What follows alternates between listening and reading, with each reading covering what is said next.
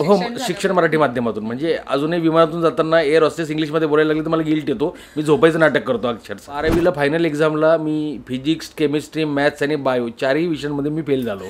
त्यावेळेला पहाटे 4ला उठायचो, पेपर वाटायचो आणि मग शाळेत जायचो. शाळेतून आलो परत की मग मी पेपरचा गठ्ठा घ्यायचो आणि रस्त्याने ओरडत ओरडत पेपर विकायचो. त्यानंतर मग ब्रायडल मेकअप पण करायला लागलो. मी नवरदेव नवरींचे मेकअप करायचो. नवरदेवाचं 5 दिवस अगोदरपासून फेशियल करणे, असं ते रेप, दरोडा, खून, लूटमार, वाटमार या सगळं केलं मी तिथं. म्हणजे त्याच्यामुळं खरंच माझं एक लग्न मोडले. कॉमेडीची बुलेट ट्रेन नावाचा शो मिळाला. 4 वर्षात त्यांनी नाव, पैसा, प्रसिद्धी सगळं दिलं.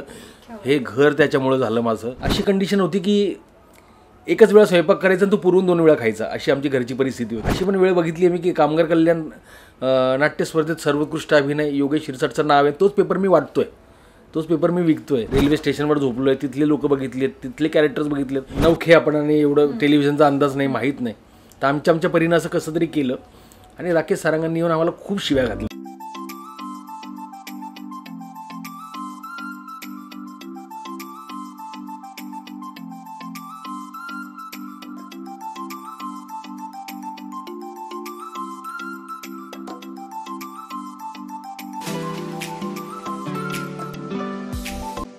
नमस्कार, मी वीणा जगताप.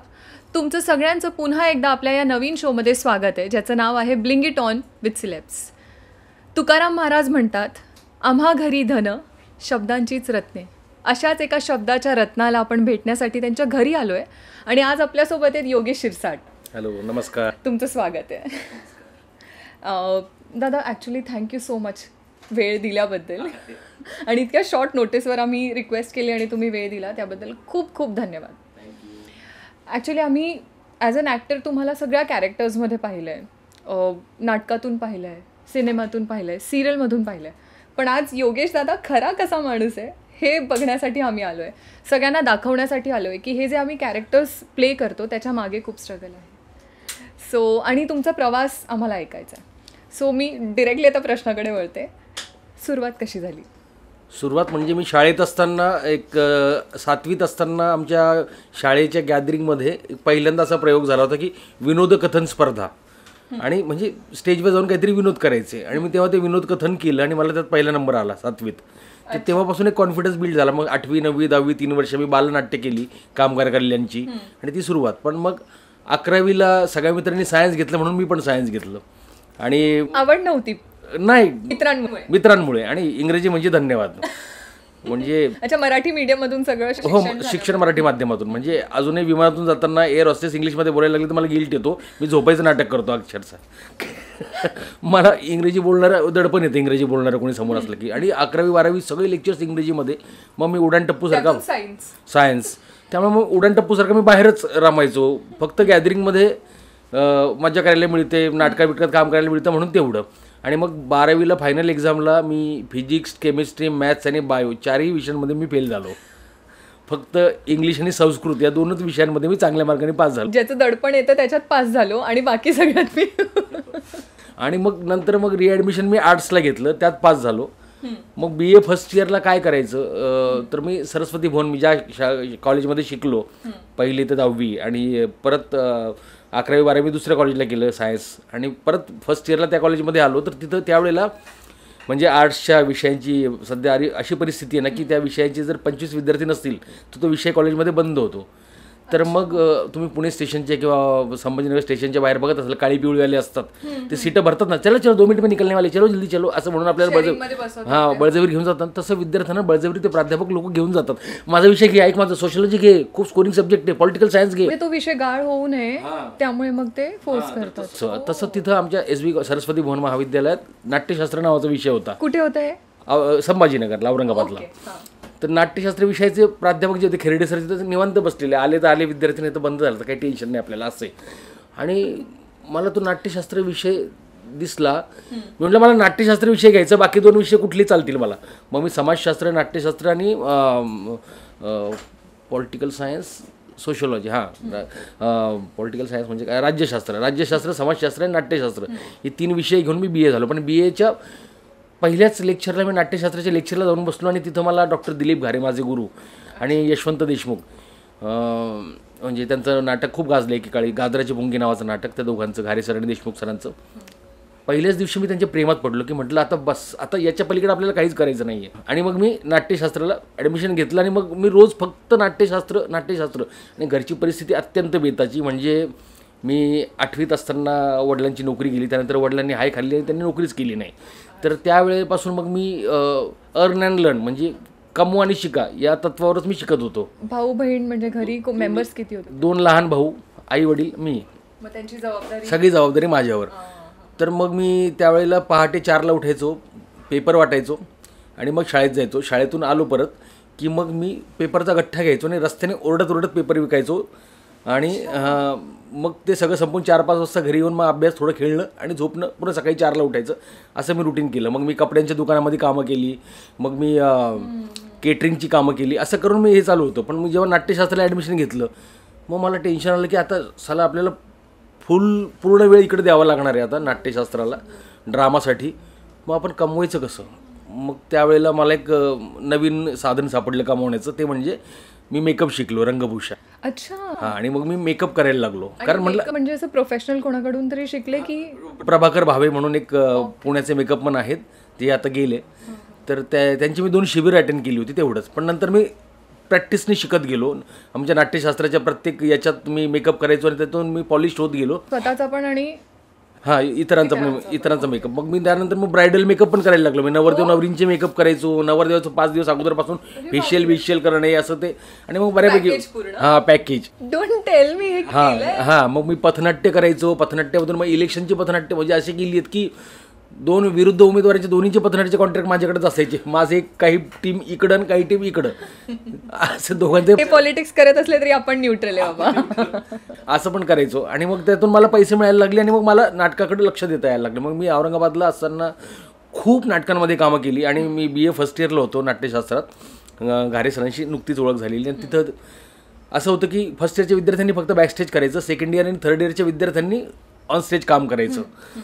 तर युवक महोत्सव होता, माझे पहिलाच युवक महोत्सव. आणि त्यात सरांनी सांगितलं, बेटा तू बॅकस्टेज करायचं, तू फर्स्ट इयरला आहेस, सेकंड इयर थर्ड इयरची मुलं फ्रंटला काम करतील आणि ते युवक महोत्सवात दिसतील. म्हटलं सर काहीच हरकत नाही. मग मुलांना चहा आणून देणे, सरांना तालमीच्या वेळेला बसणे, पाहिजे ती मदत करणे, असं मी बसलेलो असायचो.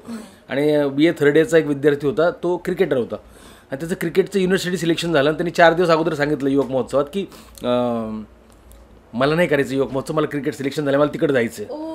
आणि 4 दिवस राहिले. सर टेन्शनमध्ये आले, घारे सर काय करायचं? मग मला विचारलं तू करशील का? म्हटलं हो सर करतो. पाठांतर? म्हटलं सर रोजच तालीम बघतो, मला सगळंच पाठ आहे. आणि मी त्या 3 इव्हेंटमध्ये मी डायरेक्ट लीडला गेलो. म्हणजे तुम्ही बघून तुमचं सगळं पाठ? हा, पाठ झालं होतं तालमीत बसून. मग स्किट, एकांकिका आणि लोकनाट्य तिन्हीमध्ये मी त्यात बसलो आणि त्या वर्षीचं बेस्ट ॲक्टर होतो मी. लीड मिळालं. तर अशी सुरुवात झाली. मी एकटाच बोलतोय, अजून खूप आहे सांगण्यासारखं. असं चाललंय. मग ते BAचं शिक्षण झालं आणि माझं एक तत्व की मी कधीच भविष्याचा विचार करत नाही, पुढं काय होणार. माझं BA झालं, मग पुढं काय करायचं, चला मग ड्रामामध्ये MA करूयात म्हणून MPAला ॲडमिशन घेतलं विद्यापीठात, डॉक्टर बाबासाहेब आंबेडकर मराठवाडा विद्यापीठात. जो मुलगा 12वीला नापास झालेला होता तो मुलगा नंतर MPAला युनिव्हर्सिटीतून पहिला आला. म्हणजे मी युनिव्हर्सिटी टॉपर आहे तिथला. डिग्री घेऊन घारे सरांकडे आलो परत SB कॉलेजला, जिथं मी शिकलो होतो BAला, की सर मी या मार्कांनी पास झालो आहे. त्यांनी माझ्याकडे फॉर्म भरून घेतला आणि मी तिथं लेक्चरर म्हणून जॉईन झालो त्याच कॉलेजला जिथं मी शिकलो. आणि मग तिथं मी 7 वर्ष प्राध्यापकी केली.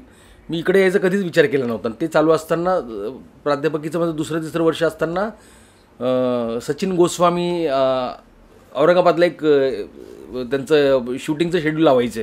क्राईम डायरी नावाची सिरियल होती ETV मराठीला, रात्री 11-11:30 लागायची. ते सावधान इंडिया आणि क्राईम पेट्रोल टाईप ETV मराठीला होती.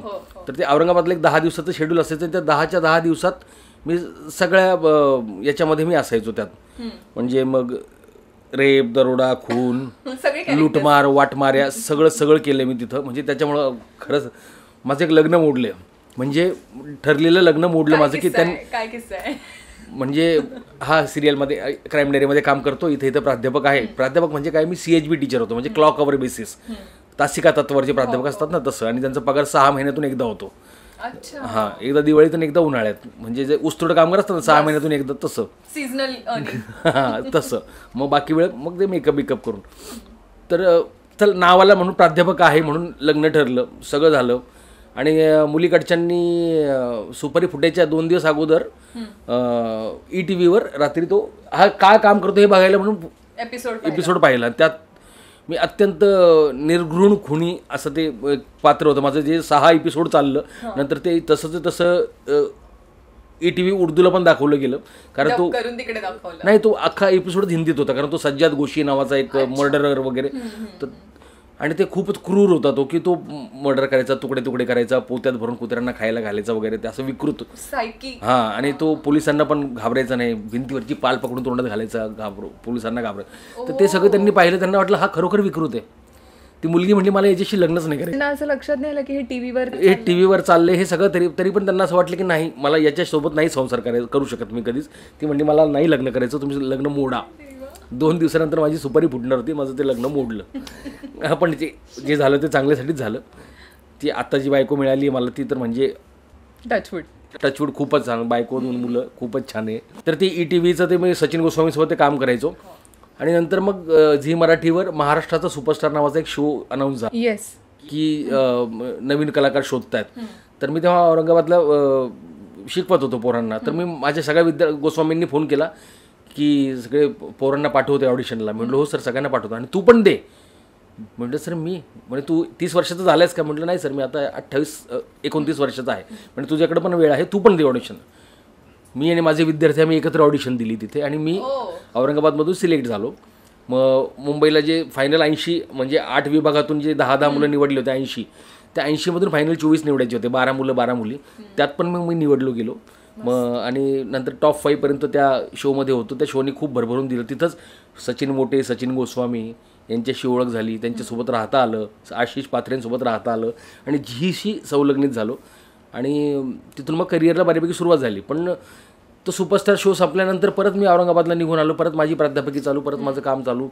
आणि सगळे पोरं, मग निलेशला फुबाईफूचं हे मिळालं, अँकरिंग मिळालं. अभिजितला एक सिरियल मिळाली, चिन्मय उदगीरकरला सिरियल, अभिजित खांडकेकर, चिन्मय उदगीरकर, निखिल राऊत, नम्रता संबेराव, योगिनी चौक, हे सगळे कुठं ना कुठं दिसायला लागले. आणि झीचं असं होतं की याचं अजून काहीच झालं नाही, हा औरंगाबादला परत गेला आहे. म्हणून मग संजय जाधवांना त्यांनी रिकमेंड केलं, आणि मग मी दुनियादारी सिनेमात दिसलो. अच्छा, म्हणजे एक मध्ये फेज आली की इकडे काहीच काम केलं नाही, रिटर्न जाऊन आणि मग डायरेक्टली दुनियादारी सिनेमा केला. आणि त्याच्या काही दिवसानंतर मग मी फुबाईफूचं 8वं सीझन चालू होतं. त्या 8व्या सीझनला परत मी ग्रूमिंग आणि डिरेक्शनला इथं आलो, मी आणि सचिन गोस्वामी तर आधीपासूनच होते. गोस्वामीनेच रिकमेंड केलं, झीने पण रिकमेंड. मग फुबाईफूचं 8वं सीझन मी छान लिहिलं पण, डिरेक्ट पण केलं, सगळ्या गोष्टी केल्या. आणि फुबाईफूचं 8वां सीझन संपला. परत असं झालं की चला औरंगाबादला परत. आणि त्यावेळेला आमच्या विद्यापीठामध्ये इन्स्ट्रक्टर ड्रॅमॅटिक्स अशी पोस्ट निघाली होती, क्लास 1 ऑफिसरची पोस्ट, ड्रॅमॅटिक्सला इन्स्ट्रक्टर. तर त्या पोस्टसाठी मी एलिजिबल होतो. 70 मार्काची परीक्षा होती. त्या 70 मार्काच्या परीक्षेमध्ये मला 61 मार्क मिळाले. आणि माझ्या खालोखाल जो होता त्याला 41 मार्क होते.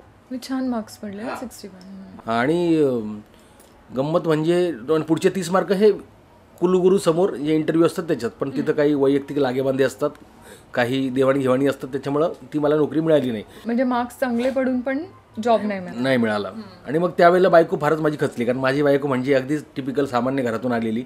वडील सकाळी नोकरीला जातात, संध्याकाळी घरी येतात. तिला नवरा तसंच हवा होता, रुटीन तसंच त्यांना माहिती आहे. तिला काय म्हणजे तिने आयुष्यात कधी नाट्यगृह बघितलेलं नव्हतं, नाटक बघितलेलं नव्हतं. तिला ती भुसावळ नावाचा एक गाव, भुसावळमधून ती आलेली. तिला इथं आल्यावर नाटक काय असतं, मग नवरा नाटकात काम करतो, मग ते नाटकं बघणे वगैरे इथं तिला कळलं. ते पण तिला असं नव्हती तिला असं. आणि लग्न याच्यामुळे झालं होतं की हा प्राध्यापक आहे, तो कसा प्राध्यापक माहिती नाही. हां, आणि संपलं आता, नोकरीचे चान्सेस संपले, आता आपलं काहीच होऊ शकत नाही इथं. म्हणून मग मी तिला म्हटलं, आणि ती 4 दिवस माझ्याशी बोलतच नव्हती, देव पाण्यात ठेवून बसली होती नवऱ्याला नोकरी लागू दे म्हणून. पण ते झालंच नाही. नंतर का तेच विद्यापीठाचे जे नोकरीचे, हां तेव्हा 4 दिवस माझ्याशी बोलतच नव्हती की आता संपलं, आता काय करिअर आहे, काय करणार तुम्ही आयुष्यभर, असं झालं तिला. पण म्हटलं टेन्शन नको. मग फुबाईफूचा 8वां सीझन, मग तिला चेक दाखवलं, हे बघ 1 महिन्याचे एवढे पैसे मिळतात, 4 महिन्याचा सीझन आहे, नंतर काय करणार. म्हणजे त्यांचं पुढचं काय विचार होता की फ्युचरमध्ये काय होईल बाबा, आता तर घडतंय सगळं जे काय आहे. ओके. आणि मी तसं आहे की माझी बायको फार पुढचा विचार करते, आणि मी अगदी फक्त आजचा विचार करतो, उद्याचं पण नाही. आज आहे ना आपल्याकडे, मज्जा करा असं. मग ते त्यानंतर मग कॉमेडीची बुलेट ट्रेन नावाचा शो मिळाला. 4 वर्षात त्यांनी नाव, पैसा, प्रसिद्धी सगळं दिलं. हे घर त्याच्यामुळं झालं माझं. सगळं ते कॉमेडीची बुलेट ट्रेन 4 वर्ष ते केलं. 4 वर्षानंतर एक दिवस तो शो पण थांबला, कॉमेडीची बुलेट ट्रेन.